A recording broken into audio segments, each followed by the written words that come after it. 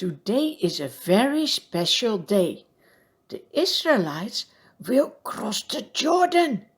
They will enter the promised country. In front of the people, you see the priests. Do you know what they are carrying? Under that cover is the Ark of the Covenant of the Lord. It means the Lord Himself is going ahead of His people. When you follow the Lord, you always know that you are going into the right direction. But how can they cross the Jordan? Imagine when the priests come to the water and their feet touch the water, it dries up. The Lord guides them through the river like He did 40 years before with the people at the Red Sea.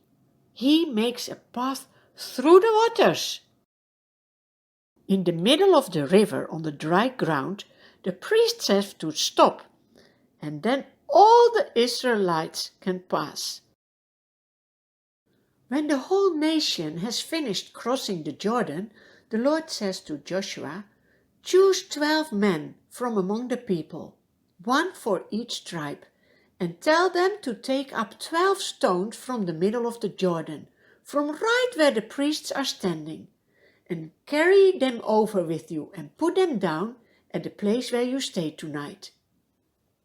The Lord wants the people to build a memorial so that they will never forget what has happened on this spot.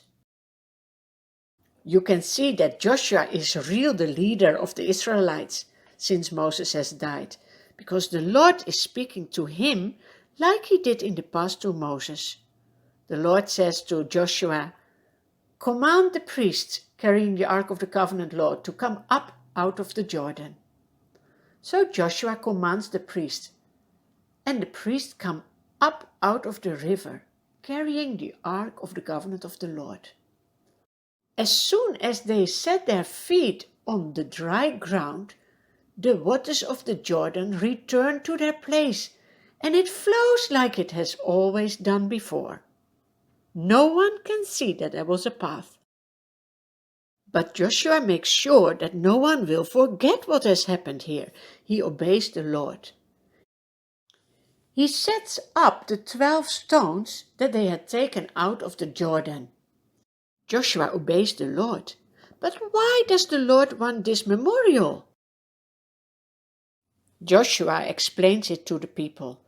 He says, "In the future, when your children will ask you, 'What do these stones mean?'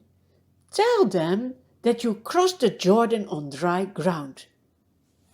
For the Lord your God dried up the Jordan before you until you had crossed over, like He had done to the Red Sea in the past. He did this so that all the peoples of the earth might know that the hand of the Lord is powerful, and so that you might always fear the Lord your God." This is so special, because here you see that the Lord wants the children to know about Him as well.